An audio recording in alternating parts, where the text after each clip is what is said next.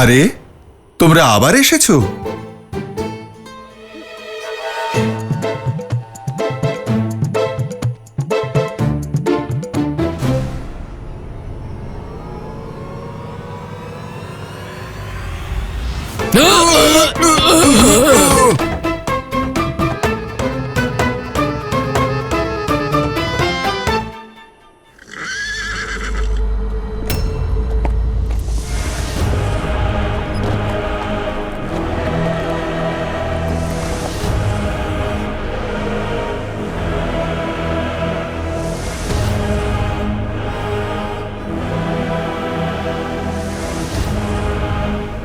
মূর্খ বানর, তুমি ভাগ্যবান যে তোমাকে লঙ্কেশ জীবিত নিয়ে যাওয়ার আদেশ দিয়েছেন।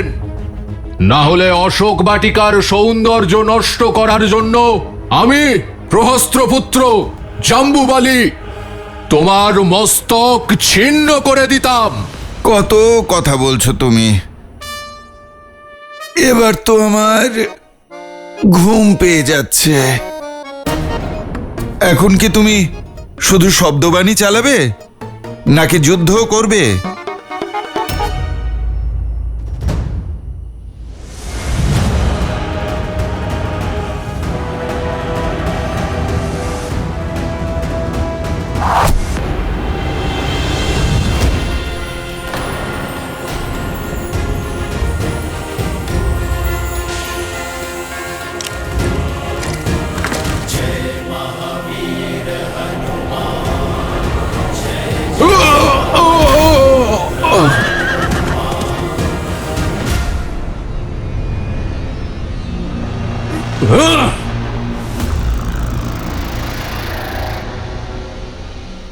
এখন তোমায় লঙ্কেশের আদেশও বাঁচাতে পারবে না।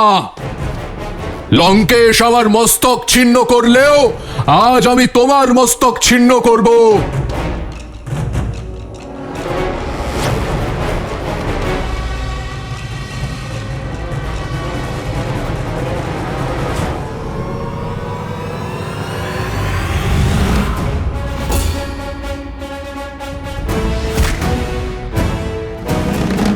আক্রমণ!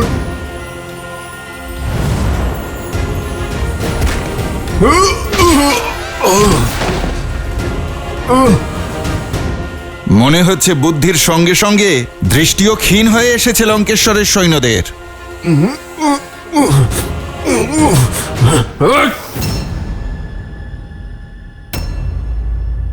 আরে ওইভাবে কি দেখছো? এটা আমার নয়, আমার প্রভু শ্রীরামচন্দ্রের শক্তি। তোমরাও তার নাম জপ করো, তোমাদের সব পাপ ধুয়ে মুছে যাবে। তাই তাহলে তুমি ওই বনবাসীর চর? আরে কোন রামের জয় জয়কার করছো তুমি? ওই বনবাসী যে খালি পায়ে বনের কাঁটার মধ্যে দিয়ে হাঁটছে, হোঁচট খাচ্ছে। আরে যে নিজের স্ত্রীকে রক্ষা করতে পারে না, যে স্বয়ং কাপুরুষের মতো কোথাও লুকিয়ে বসে আছে, আর তোমাকে এখানে পাঠিয়েছে মৃত্যুর জন্য, তার গুণগান গাইছো তুমি। দুটি কথা আমায় ক্রুদ্ধ করে তোলে। এক হলো নারীর উপর অত্যাচার, আর আমার প্রভু শ্রীরামচন্দ্রের সম্মানে আঘাত করা। আঘাত তো আমি করব এবার।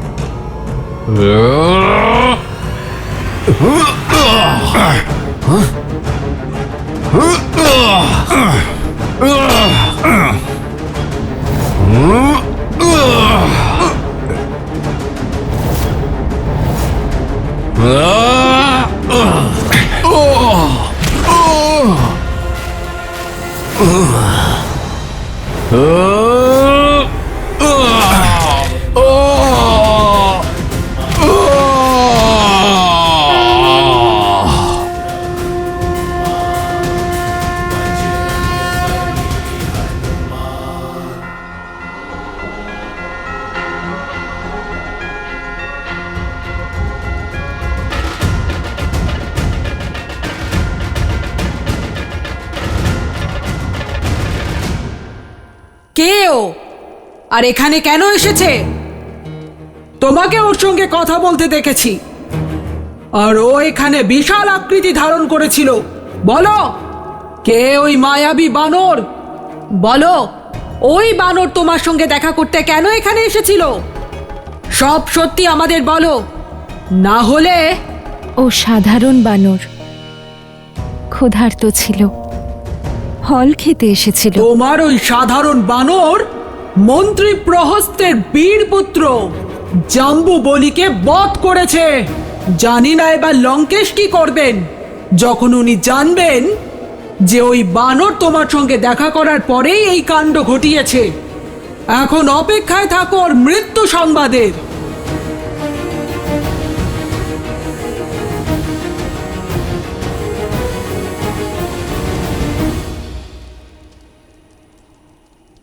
সবে তো শুরু হয়েছে। রামদূতের শক্তির প্রদর্শন শুরু হয়েছে। যখন আমার শ্রীরাম আসবেন, তখন এই লঙ্কা থরথর করে কাঁপবে। শ্রীরাম। অসম্ভব, এ হতে পারে না। পুত্র জাম্বু বলি,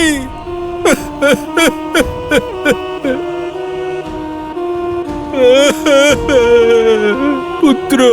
একটা তুচ্ছ বানর মহাবীর জাম্বুবলিকে পরাজিত করতে পারে না। পরিস্থিতি প্রতিকূল হলে বৃক্ষের উঁচু ডালে বসে থাকা ব্যক্তিও সিংহের শিকার হয়ে যায় অক্ষয়। এটা জাম্বুবালির বিনাশ নয়, এটা লঙ্কার সর্বনাশের সূত্রপাত, যা এক এক করে আমাদের সমস্ত সৈনিকদের ধরাশায়ী করে দিচ্ছে। এর নিশ্চয়ই অন্যরকম উদ্দেশ্য আছে। উদ্দেশ্য যাই হোক, ও লঙ্কার অপরাধী। ওকে আমার সামনে উপস্থিত করো। অশোক বাটিকার উত্তরদায়িত্ব আমার, তাই ওই তুচ্ছ বানরকে শাস্তি দেবার কার্য আমিই করব। না না পুত্র, তুমি কোথাও যাবে না। নিশ্চয়ই কোন অনিষ্ট হতে চলেছে। আমার ভীষণ ভয় করছে। তুমি কোথাও যাবে না। কখনো এমন হয়েছে যে তুমি ভয় পাওনি? তোমার এই ভয়ের কারণেই আমি তোমার আঁচল ছেড়ে পিতার ছত্রছায়াতে বেড়ে উঠেছি।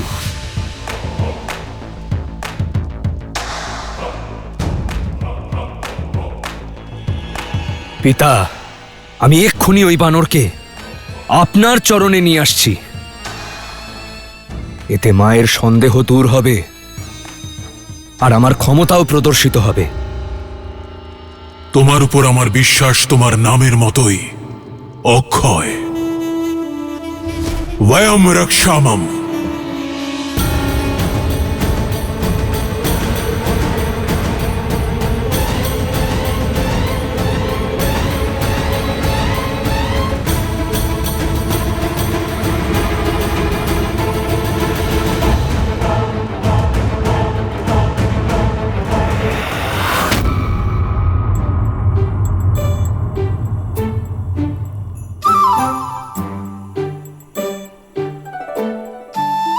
খুব দুষ্টু তুমি, ফলের রাজা।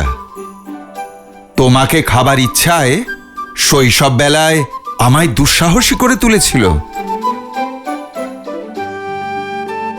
আর আজ জানি না এই রামভক্তকে দিয়ে আরো কত দুঃসাহসিক কাজ করাবে। ভীষণ ধূর্ত।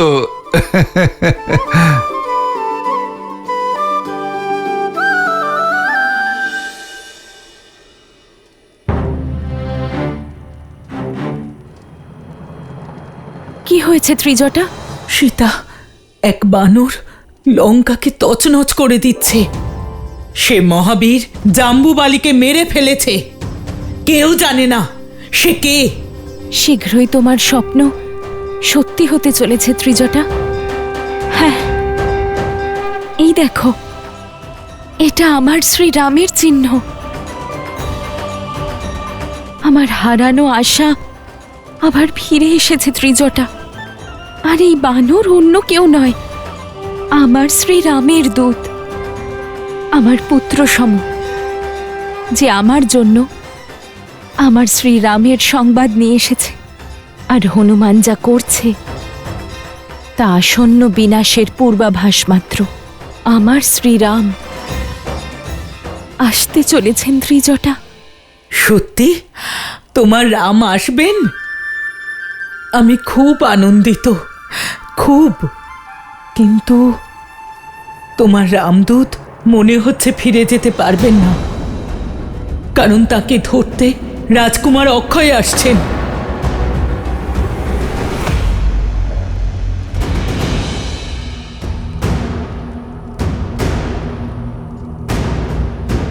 নিশ্চিন্ত থাকো পুত্র, ব্যাকুল হয়েও না। আমি ব্যাকুল হচ্ছি না পিতা। আমি শুধু এটাই বুঝতে পারছি না যে ওই বানরটা ওখানে পৌঁছলো কি করে।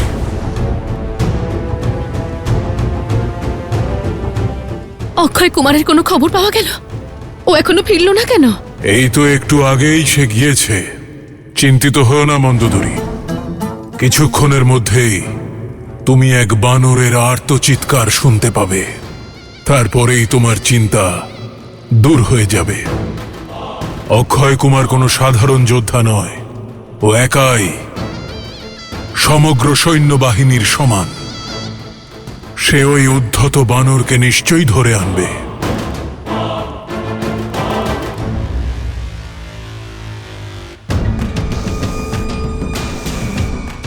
অক্ষয় কুমারের জয়! অক্ষয় কুমারের জয়! অক্ষয় কুমারের জয়!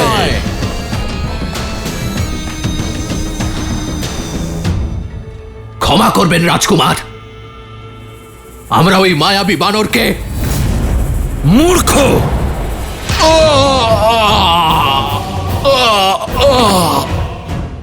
কোথায় সেই তুচ্ছ অনুপ্রবেশকারী যে লঙ্কেশের প্রিয় অশোক বাটিকাকে তছনছ করেছে? সামনে আয় বানর! নিজের মৃত্যুকে আর কষ্টকর বানাস না। কেন চিৎকার করে করে নিজের কণ্ঠকে কষ্ট দিচ্ছ রাজকুমার? আমি লুকিয়েছিলাম না, আমি বিশ্রাম করছিলাম।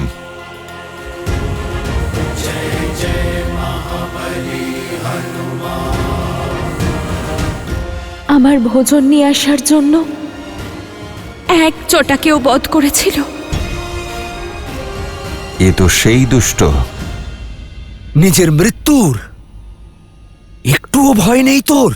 জীবন মৃত্যু তো আমার প্রভু শ্রী রামচন্দ্রের হাতে আছে। উনি চাইলে কারো মৃত্যু হয় আর কেউ বেঁচে থাকে। তুমি ভাগ্যবান যে পিতা তোমাকে জীবিত দেখতে চেয়েছেন, আর সেজন্যে চুপচাপ সমর্পণ করো। আমি যদি ক্রোধিত হই তবে পিতার আদেশও আমি আর মানব না। আচ্ছা, তুমি তোমার পিতার আদেশ লঙ্ঘন করবে? মনে হচ্ছে তুমি তোমার পিতার প্রিয় পুত্র, তাই এতটা দুর্বিনীত আর অসভ্য।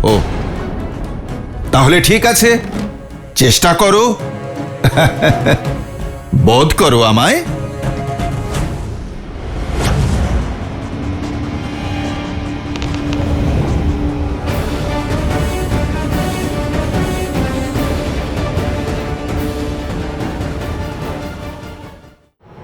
তুচ্ছ বানর, আমি তোকে ছাড়বো না।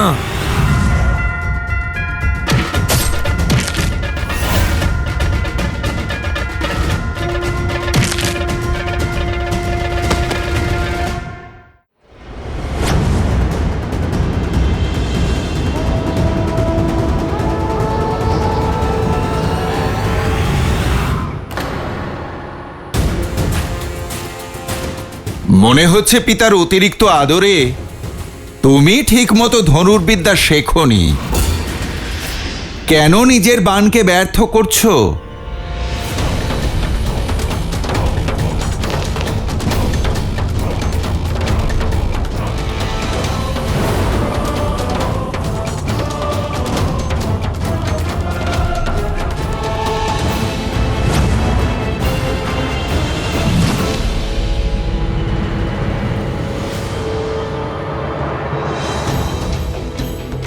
আমার কথা আমি ফিরিয়ে নিচ্ছি। ধনুর্বিদ্যায় তো তুমি অত্যন্ত কুশলী। দুঃখ তো শুধু এটাই, তুমি অধর্মের পথ বেছে নিয়েছ। আর অধর্ম যতই শক্তিশালী হোক না কেন, একদিন না একদিন ধর্মের হাতে অবশ্যই তার পরাজয় ঘটে।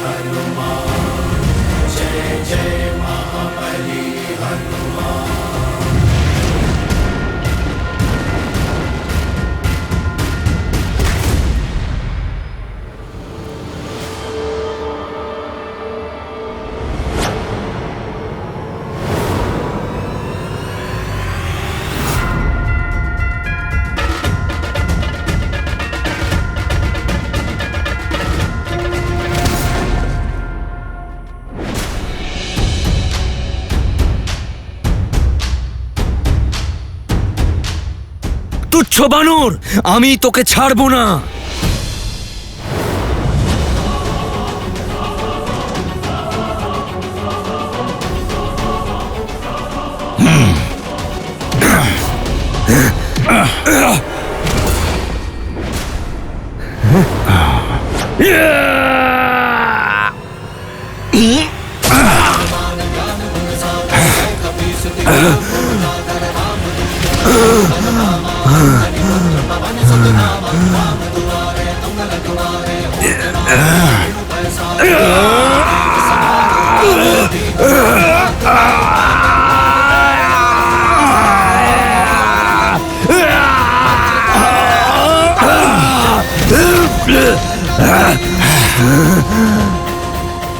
রাজকুমার,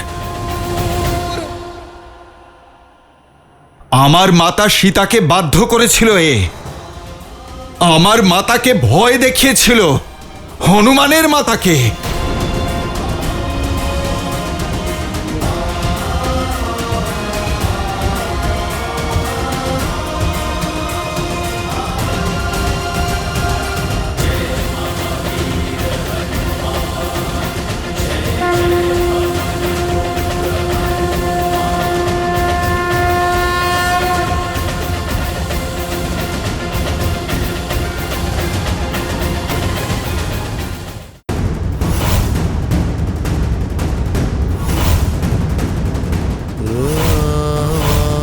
অক্ষয়!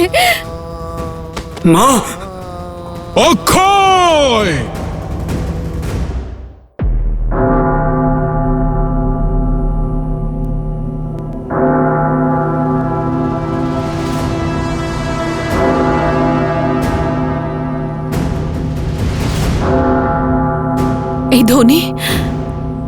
এই ধ্বনি তো অমঙ্গলের সংকেত।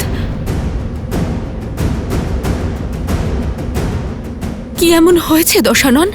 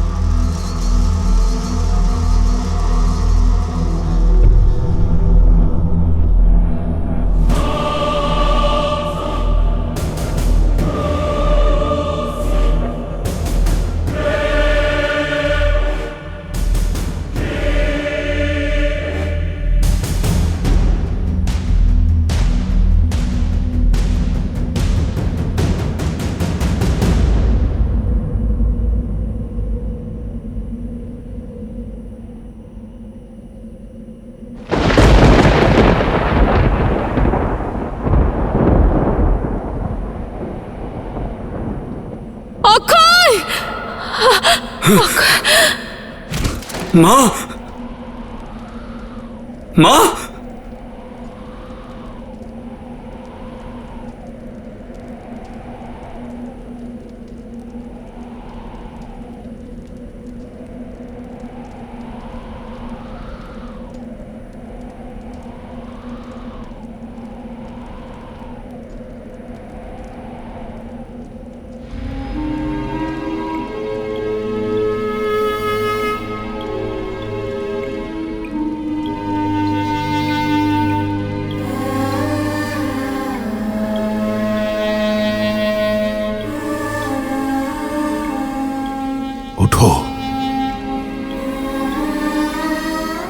নিজের পিতার সঙ্গে উপহাস করো না। আমি তোমার নামে এই কারণে অক্ষয় রাখিনি যে তোমার সব আমার সামনে এভাবে পড়ে থাকবে। এভাবে পরাস্ত হতে পারো না। ওঠো। অক্ষয়, অক্ষয়!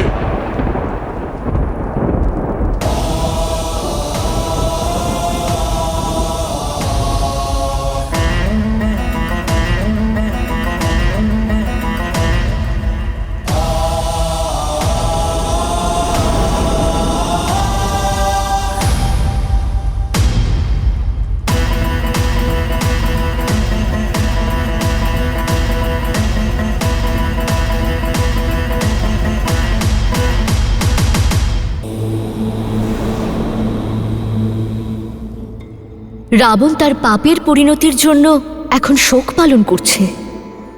আপনার একনিষ্ঠ ভক্ত হওয়া সত্ত্বেও সে অধর্মের পথে এগিয়ে যাচ্ছে। কেউ যখন তার অহংকারের বশে অন্ধ হয়ে অধর্মের পথে এগিয়ে যায়, তখন তার চোখে নিয়তির গতি আর ধরা দেয় না।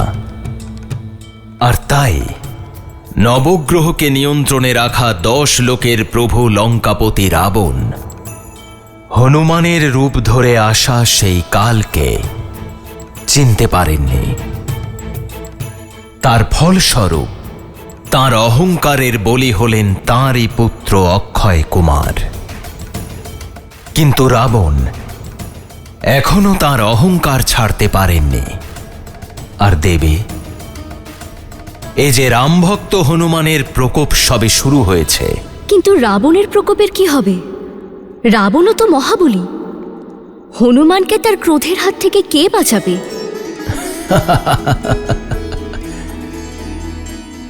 দেবী, যার ওপর প্রভু শ্রীরামের কৃপাদৃষ্টি রয়েছে, অন্য কারোর ক্রোধের কি ভয় তার? হনুমান দেবী সীতার মনে রাম নামের যে প্রদীপ জ্বেলেছে তা এখন আগুনে পরিণত হয়েছে।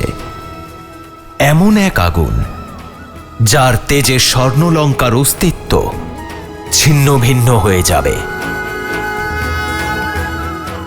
আপনি দেখুন দেবী, পরের অধ্যায়ও কেমন রোমাঞ্চকর হয়। পুত্র ওঠো, পুত্র। অক্ষয়, অক্ষয়, অক্ষয়, অক্ষয়, অক্ষয়।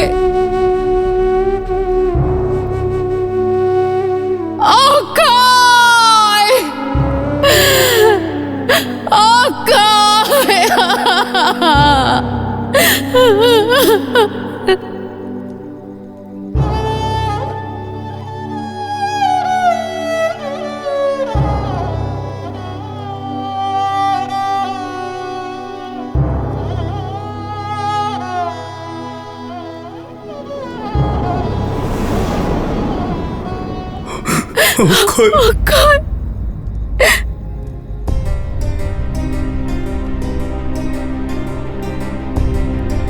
তৃপ্ত হয়েছেন আপনি?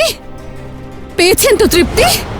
নিজের বাসনা আর অহংকারের যজ্ঞে নিজের পুত্রের আহুতি দিয়ে শান্তি পেয়েছেন তো দশানন? হয়েছে তো আপনার শান্তি? বলেছিলাম আমি আপনাকে যে ওকে ওখানে পাঠাবেন না, কিন্তু আপনার এই মিথ্যে অহংকার আর প্রবল জেদের কারণে আমি আমার সন্তানকে হারালাম। দেখলেন তো ওই তুচ্ছ বানরের ক্ষমতা, ওর সামর্থ্য। কেড়ে নিল আমার থেকে আমার পুত্রকে। ফিরিয়ে দিতে পারবেন আমার পুত্রকে আমার কাছে? এখন আবার যেন বলবেন না যে বীরেদের মায়েরা চোখের জল ফেলে না, কারণ আমার পুত্র বীরের মতো মৃত্যু লাভ করেনি। একজন অনুপ্রবেশকারী মেরেছে ওকে। যদি যুদ্ধক্ষেত্রে মারা যেত তাহলে আমার চোখে অশ্রুর সাথে সাথে গর্বও থাকতো। কিন্তু আপনার এই জেদ আর অহংকারের বলি হতে হয়েছে আমার পুত্রকে। অপরাধী আপনি, শুধু আপনি। আর এই পাপের কারণে আমি আপনাকে কখনো ক্ষমা করব না।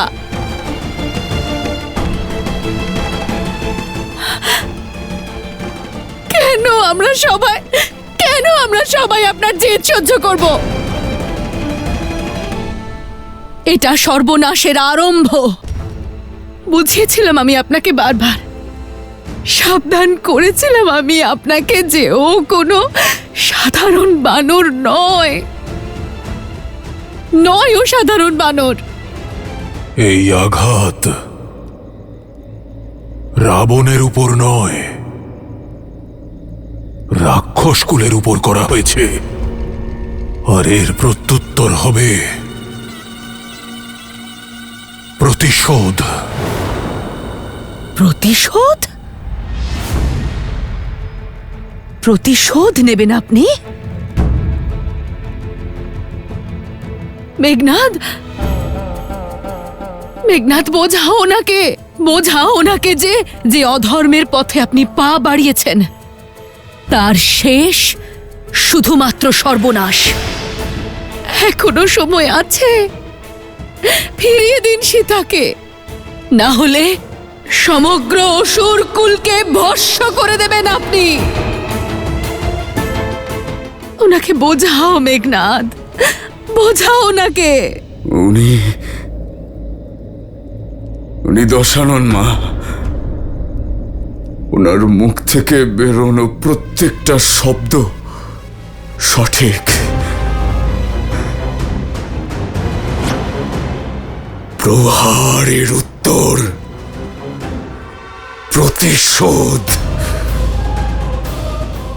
ওই বানর যেই হোক না কেন, কিন্তু আমার পরিবারকে এত যন্ত্রণা দেওয়ার শাস্তি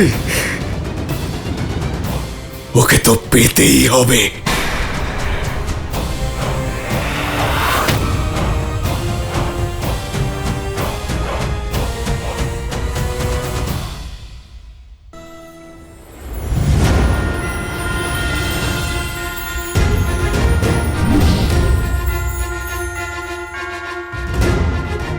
আরে কোথায় গেল সবাই?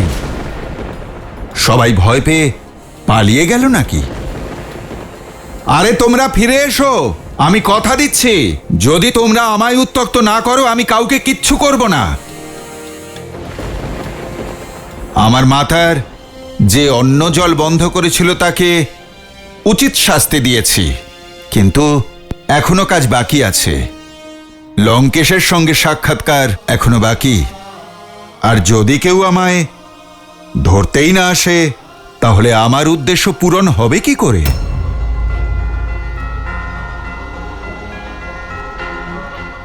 বেশ, তবে রাবণের মনোযোগ বরং আমার দিকে টানা যাক।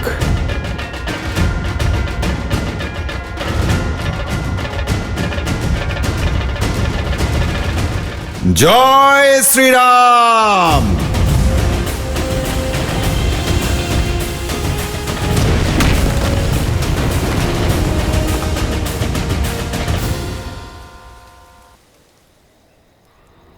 এখন এই প্রতিশোধের আগুন একজন দাদা তার ভাইয়ের হত্যাকারীর রক্ত দিয়ে নেভাবে।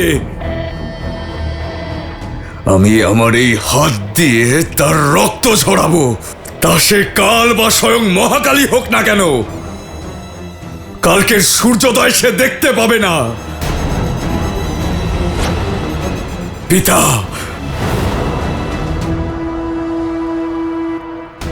আমি আপনার পুত্র মেঘনাদ আজ আপনাকে এই প্রতিজ্ঞা করছি যে আমি ওই দুঃসাহসী বানরকে শেষ করে ছাড়ব। আর যদি প্রয়োজন পড়ে এই ইন্দ্রজিৎ ইন্দ্রাস্ত্র পর্যন্ত প্রয়োগ করবে। না পুত্র, ওই বানর লঙ্কায় কোনো উদ্দেশ্যে এসেছে। আমাকে ওর উদ্দেশ্য,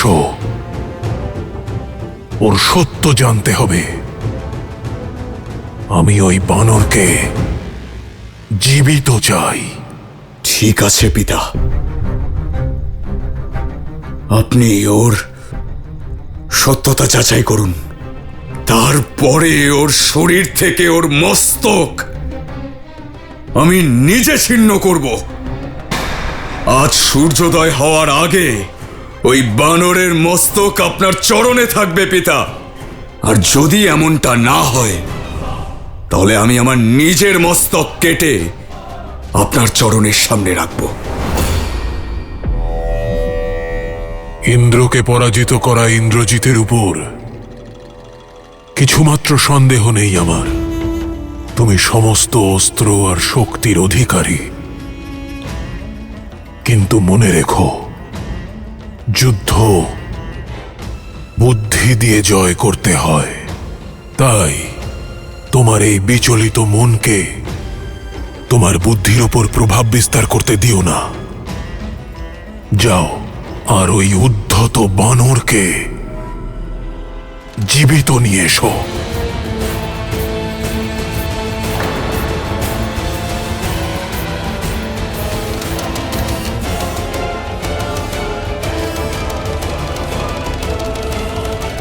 না মেঘনাদ, তুমি কোথাও যাবে না। আমি একজন পুত্রকে হারিয়েছি, আরেকজনকে হারাতে পারবো না। মা, আমার কিচ্ছু হবে না। আমি দেবতাদের থেকে বরলাভ করেছি, এই ব্রহ্মাণ্ডে আমায় কেউ পরাস্ত করতে পারবে না, কেউ না। আপনি নিশ্চিন্ত হয়ে আমায় অনুমতি দিন। চিন্তা করবেন না মা, আমি যাওয়া মাত্রই ফিরে আসবো।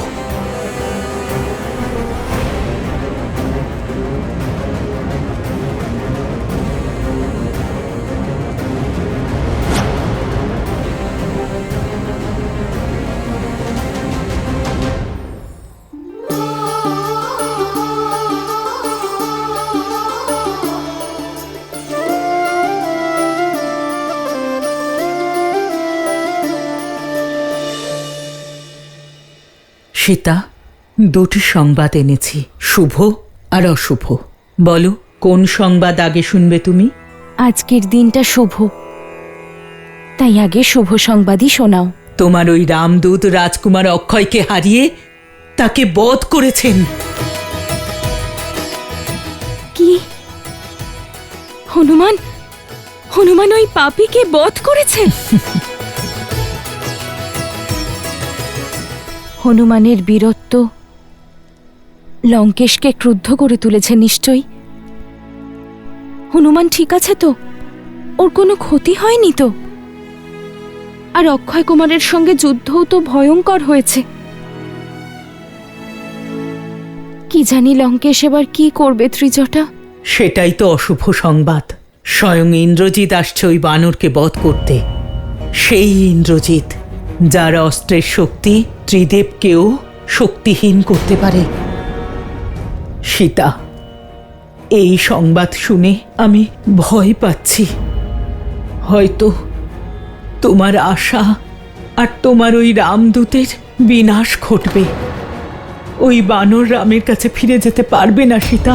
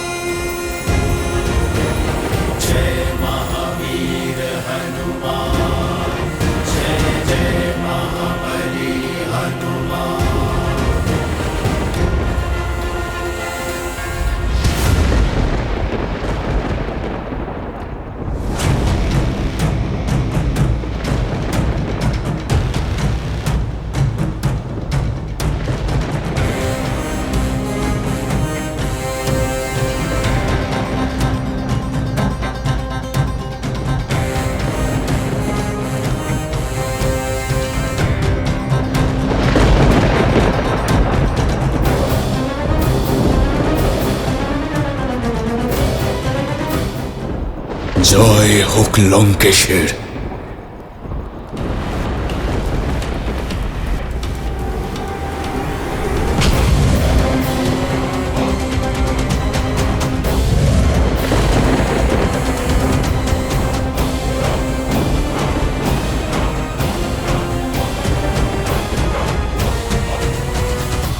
তোমার অধ্যায় শেষ করার জন্য স্বয়ং তোমার কাল এসেছে। রাবণের পুত্র অস্ত্র নিক্ষেপ করার আগে উপদেশ কেন দেয়? থামো, এবার আমি নয়, আমার বাণ উত্তর দেবে। তাহলে তুমি সেই দুঃসাহসী বানর যে আমার ছোট ভ্রাতার প্রাণ নিয়েছো। যত উৎপাত করার, যত লণ্ডভণ্ড করার করে নিয়েছো। এবার সারা জীবনে এমনটা করার আর যোগ্যই থাকবে না তুমি।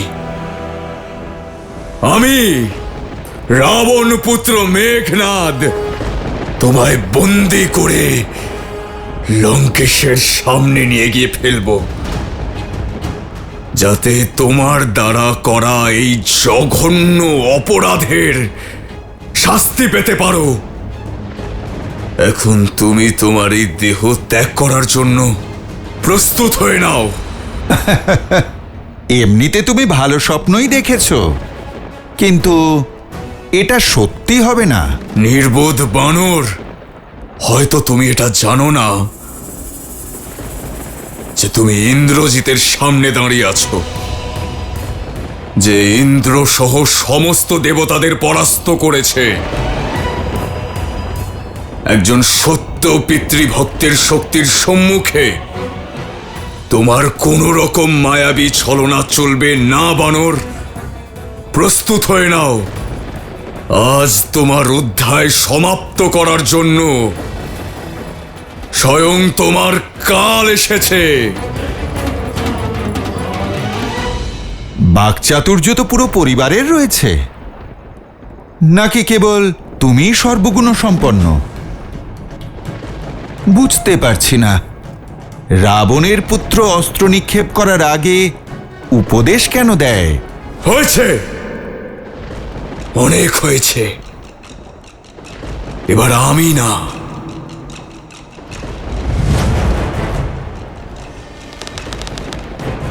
আমার বাণ উত্তর দেবে।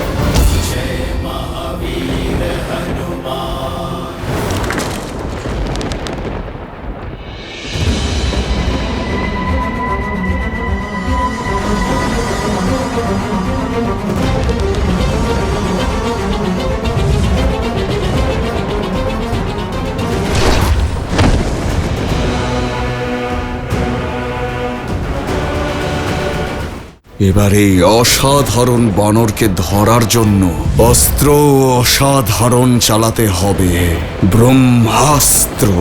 এই ব্রহ্মাস্ত্রের নাগপাশ থেকে তুমি যদি বাঁচতে পারো তাহলে বেঁচে দেখাও বানর। চিন্তা করো না, আমি কখনো নিরস্ত্রকে প্রহার করি না।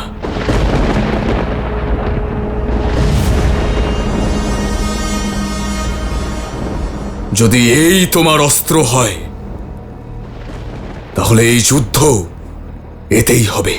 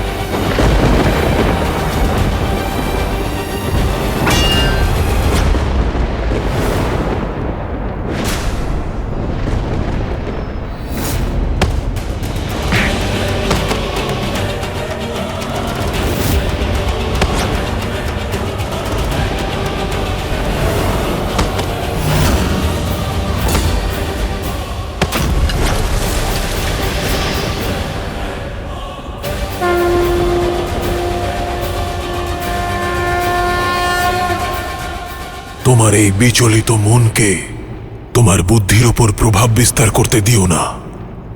শান্ত মেঘনাদ, শান্ত। যার সামনে জাম্ববলি আর অক্ষয় কুমার প্রাণ হারিয়েছে, যে আমার বান থেকেও বেঁচে গেছে, ও কোনো সাধারণ বানর হতে পারে না। এবার এই অসাধারণ বানরকে ধরার জন্য অস্ত্র অসাধারণ চালাতে হবে।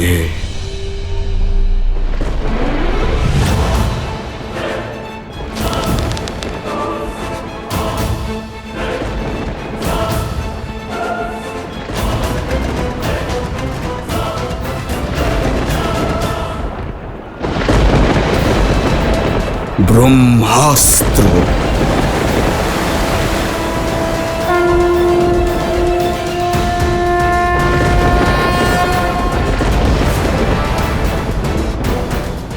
এই ব্রহ্মাস্ত্রের নাগপাশ থেকে তুমি যদি বাঁচতে পারো, তাহলে বেঁচে দেখাও বানর।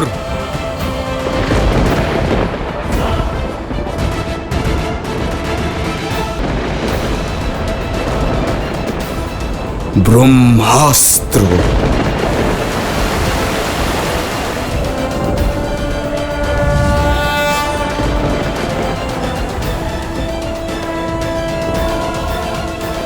এই ব্রহ্মাস্ত্রের নাগপাশ থেকে যদি বাঁচতে পারো, তাহলে বেঁচে দেখাও বানর।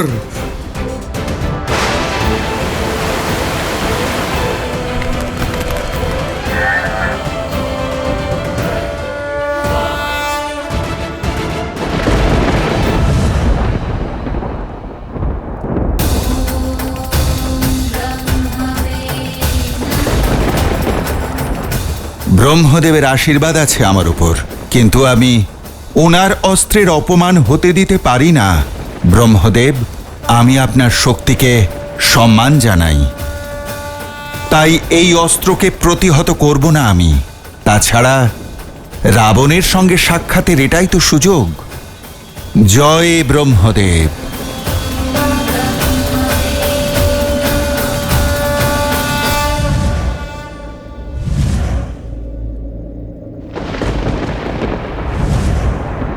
ब्रह्मास्त्र ही साधा कपि मन कीन विचार, जो न ब्रह्म सर मानऊं महिमा मिटई अपार।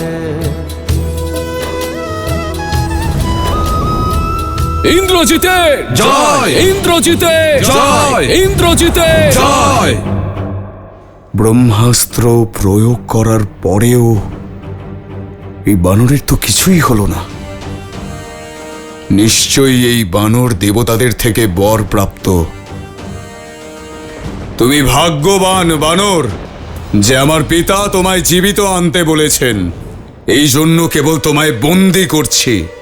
সৈন্যগণ, বন্দি করো এই বানরকে, আর নিয়ে চলো ওকে লঙ্কেশের সম্মুখে।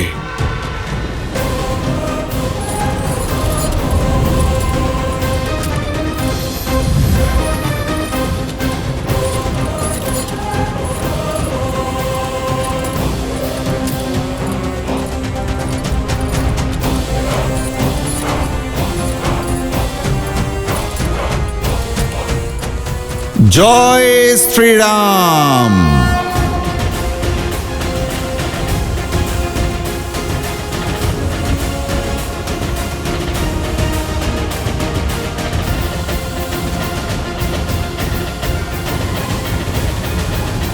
আমি বলেছিলাম সীতা, যে ইন্দ্রজিৎ অপরাজেয়।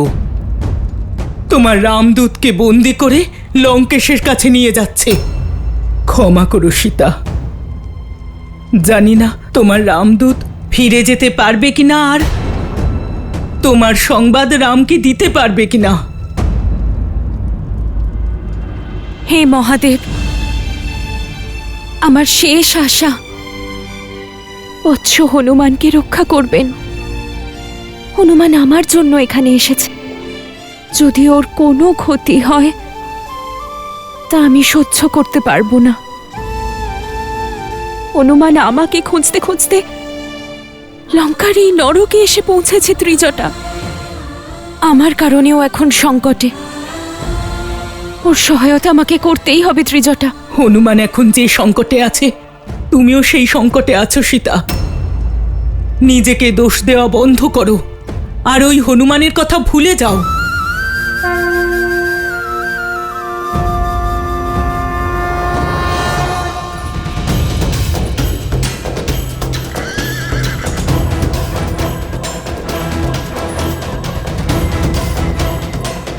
শ্রীরাম, শ্রীরাম।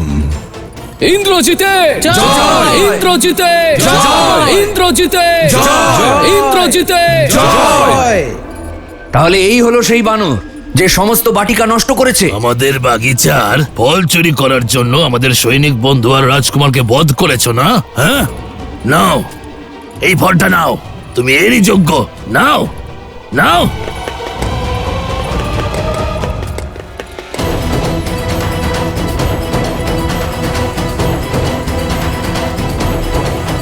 এত কিছু হওয়ার পরেও ওর নির্লজ্জ হাসিটা দেখো। শ্রীরাম, একে শাস্তি দিতেই হবে। তোমরা কি বলো? হ্যাঁ, এর শাস্তি হওয়াই উচিত। হ্যাঁ হ্যাঁ, ওকে আমাদের হাতে ছেড়ে দিন যুবরাজ, আমরা ওকে শাস্তি দেব। থামো, সবাই পিছনে সরে যাও। লঙ্কেশের আদেশ আছে, ওকে জীবিত প্রস্তুত করতে হবে। এখন ওর ভাগ্য লঙ্কেশই নির্ধারণ করবে। জয় শ্রীরাম। মহারাজ, রাজকুমার মেঘনাদ ওই বানরটিকে বন্দি করেছে আর এখন প্রাসাদের দিকে আসছেন। আমি জানতাম আমার পুত্র আমাকে নিরাশ করবে না। সভায় সকলকে ডাকো, ওই বানরকে সকলের সম্মুখে শাস্তি দেওয়া হবে।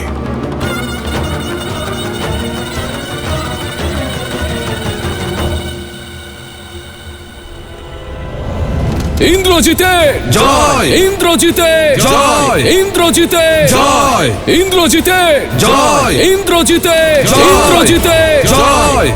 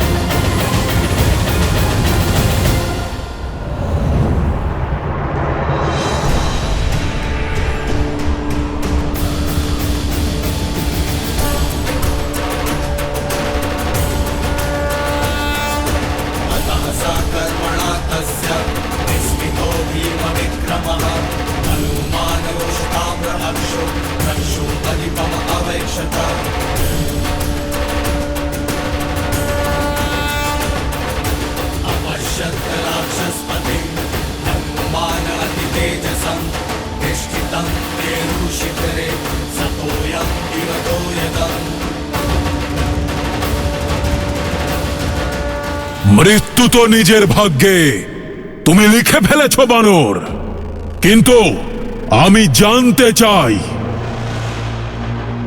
কে তুমি? আমি?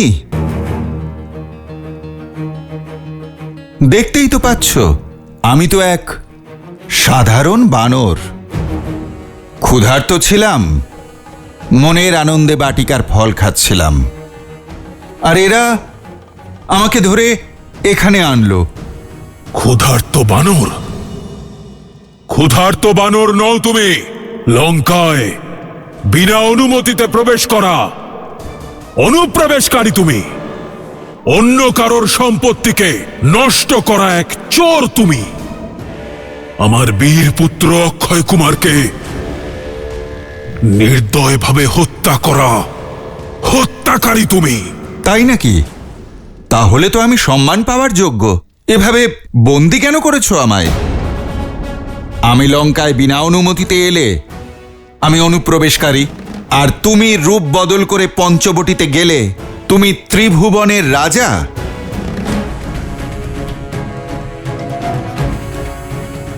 আমি তোমার বাটিকার ফল পেড়েছি, তাই আমি চোর, আর তুমি ছলনা করে মাতা সীতাকে অপহরণ করেছো, তাই তুমি বীর।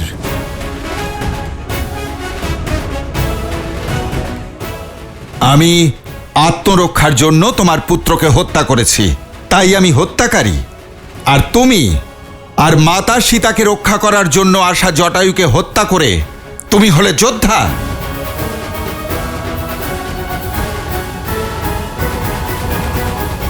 এটা আমার প্রশ্নের উত্তর নয়। বলো, কে তুমি? তুমি তো মহাজ্ঞানী, অনুমান তো নিশ্চয়ই করেছ। এবার আমার পরিচয়ও জেনে নাও। আমি এই সমগ্র সংসারের একমাত্র প্রভু, রঘুকুল নন্দন, প্রভু শ্রী রামচন্দ্রের দূত, অঞ্জনা পুত্র, কেশরী নন্দন, পবন পুত্র হনুমান আমি।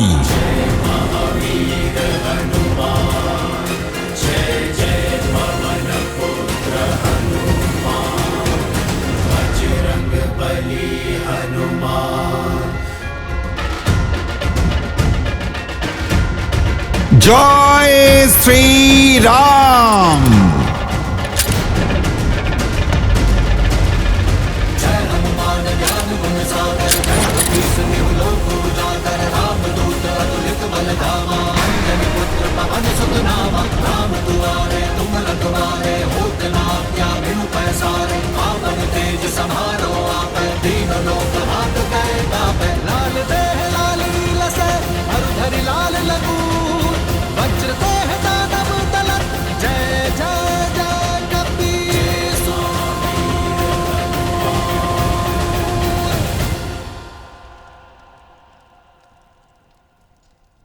রাবণ, প্রভু শ্রীরামচন্দ্র আমায় পাঠিয়েছেন তোমায় একটা সুযোগ দেওয়ার জন্য। নিজের ভুল শুধরে নাও, মাতা সীতাকে সঙ্গে নিয়ে ওনার শরণে যাও, নিজের পাপের প্রায়শ্চিত্ত করো, নয়তো লঙ্কা আক্রমণ করা হবে।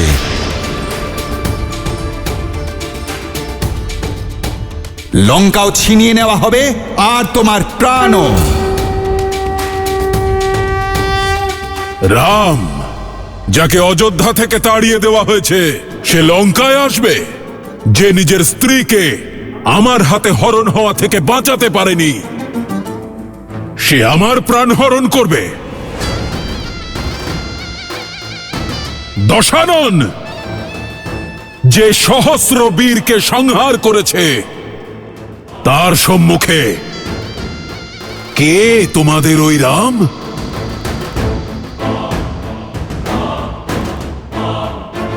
আমি অনুমান করেছিলাম যে তুমি চেনো না আমার প্রভু শ্রীরামচন্দ্রকে, যদি তুমি চিনতে তাহলে মাতা সীতাকে হরণ করার ভুল তুমি করতে না। সেই জন্য আমি তোমাকে ওনার পরিচয় দিতে এসেছি, যাতে বুঝতে পারো যে তুমি কত বড় অপরাধ করে ফেলেছ। তারকা, সুবাহু, খরদূষণের মতো তোমার মহাবলশালী মায়াবীদের এই সংসার থেকে মুক্ত করতে চলেছেন প্রভু শ্রীরাম।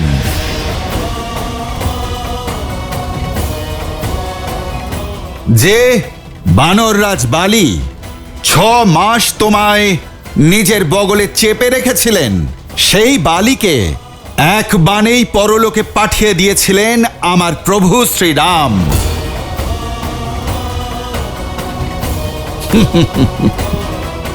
আর হরধনুকাণ্ড তুমি ছাড়া আর কে ভালো করে জানে রাবণ? তুমি যেটা নাড়াতেও পারোনি, ছিলা লাগিয়ে সেটি ভেঙে ফেলেছিলেন আমার প্রভু শ্রীরাম। নারায়ণের অবতার পরশুরামকেও তার সীমায় আবদ্ধ করেছিলেন আমার প্রভু শ্রীরাম। সীতাপতি রাম সেই হুঙ্কার, যিনি এই পৃথিবীর সমস্ত বানরকে একত্রিত করেছেন, সেই আহ্বানে যার প্রেরণায় এই তুচ্ছ বানর 100 যোজন সমুদ্র পার করে এই লঙ্কায় এসে পৌঁছেছে। তার প্রতাপেই, যার প্রতি ভক্তির থেকে অর্জিত শক্তি দিয়ে আমি অক্ষয় কুমারের মতো মহান যোদ্ধার প্রাণ নিয়েছি।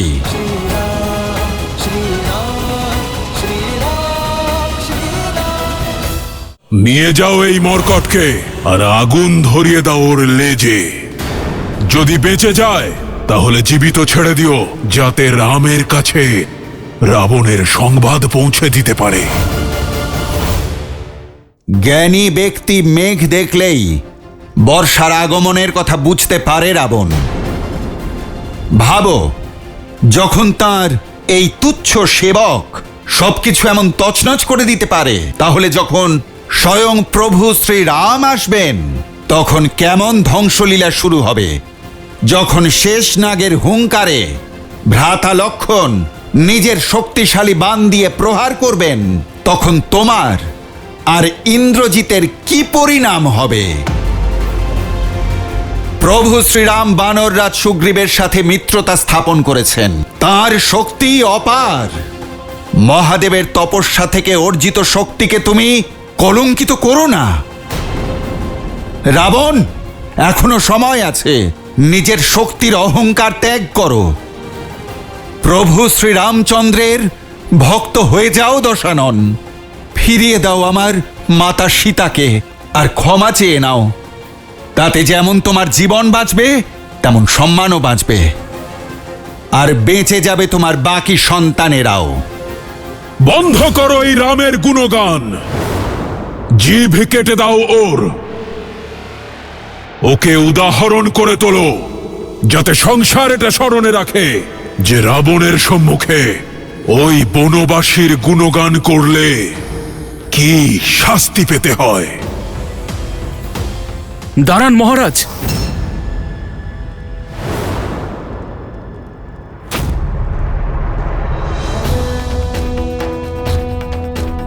এই অনর্থ করবেন না মহারাজ।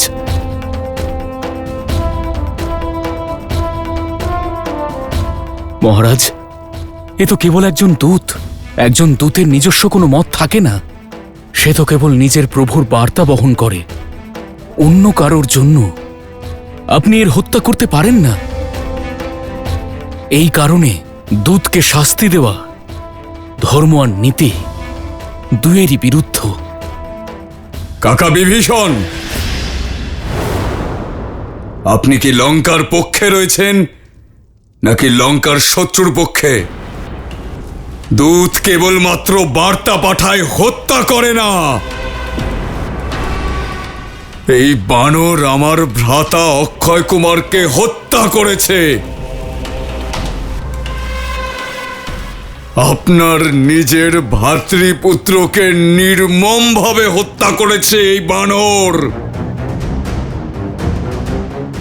আপনি আর কথা বলে সময় নষ্ট করবেন না পিতা।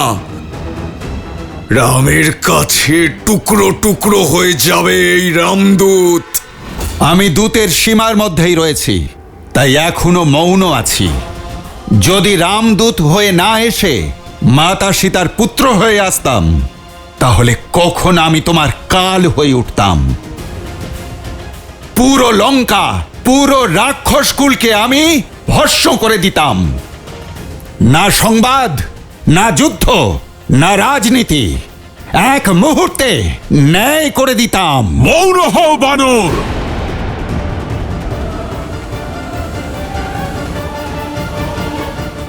নিয়ে যাও এই মরকটকে আর আগুন ধরিয়ে দাও ওর লেজে। যদি বেঁচে যায় তাহলে জীবিত ছেড়ে দিও, যাতে রামের কাছে রাবণের সংবাদ পৌঁছে দিতে পারে।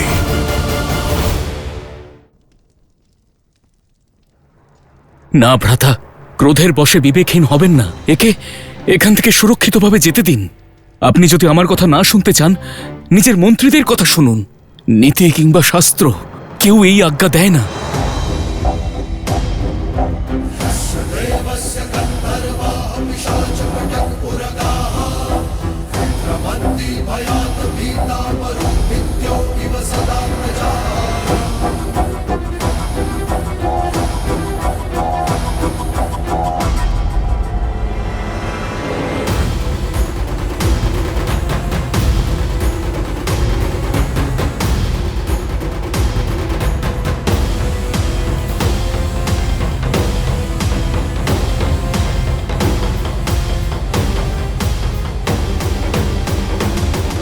মন তো চাইছে নিজের প্রিয় পুত্রের প্রাণ যে হরণ করেছে তার প্রাণ এই মুহূর্তেই হরণ করি, কিন্তু যেতে দেব তোমাকে।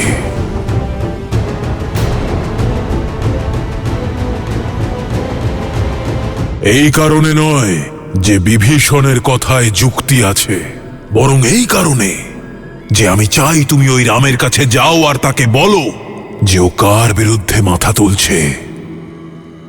আমি তোমার রামের শক্তি দেখতে চাই। নিকুম্ভ, শুনেছি যে বানরেরা তাদের লেজকে অত্যন্ত ভালোবাসে।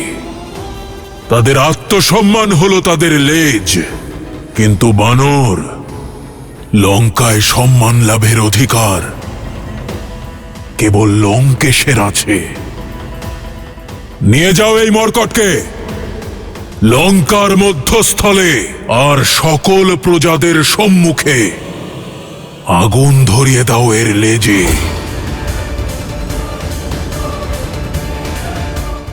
যদি বেঁচে যায় তাহলে জীবিত ছেড়ে দিও, যাতে রামের সম্মুখে রাবণের সংবাদ নিয়ে যেতে পারে।